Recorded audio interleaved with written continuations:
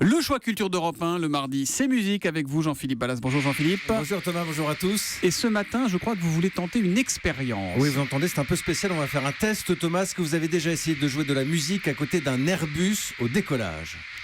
C'est une question curieuse. Pourquoi vous nous mettez ce sifflement horrible là? Parce que ça, vous pensez que c'est un avion? Bah non, ce que vous entendez, c'est le public d'un concert des Beatles.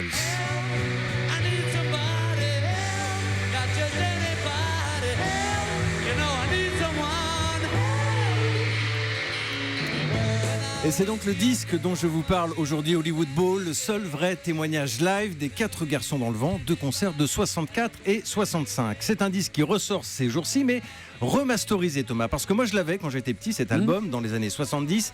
Il était proprement inaudible, on n'avait que l'hystérie. On n'entendait que le bruit d'avion, quoi. Voilà, et je vous passe, c'était du vinyle, je vous passe les craquements du disque. Mais nous voici donc en 2016, et au studio Abbey Road, on a retravaillé des bandes, on a nettoyé avec du numérique.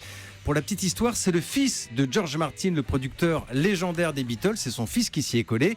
Résultat, vous entendez, c'est encore bruyant, mais désormais, on perçoit beaucoup mieux l'énergie de ce groupe sur scène.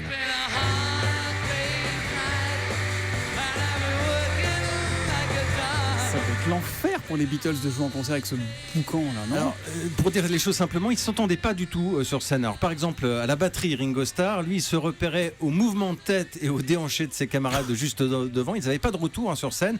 Et c'est bien pour ça d'ailleurs que le groupe a finalement renoncé à donner des concerts et qu'il y a si peu de témoignages live. Alors, amis auditeurs, si vous n'avez aucun album des Beatles, d'abord, je ne vous crois pas. Alors d'abord, ensuite, si c'est vrai, je vous dis que c'est mal. Et surtout, je ne vous dis pas forcément d'acheter celui-là. Mais si vous êtes fan, alors Thomas, vous serez bluffé par la maîtrise de ce groupe au milieu du chaos, croyez-moi. Il faut entendre ces mots, mais ils ont une vingtaine d'années à l'époque. Ils ont peur, mais ils y vont. Et puis vous saurez aussi pourquoi, quand j'étais môme, je sautais sur mon lit en me prenant pour Paul McCartney. Voilà, maman Ballas, vous savez pourquoi maintenant les ressorts du lit de votre enfant étaient cassés.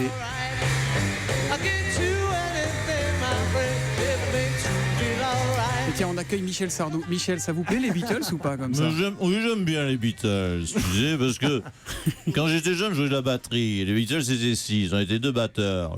Parce que moi, j'étais batteur. Mon père était batteur, mon grand-père était batteur. Merci Nicolas Cancio pour ce petit bonus et merci à Jean-Philippe Ballas.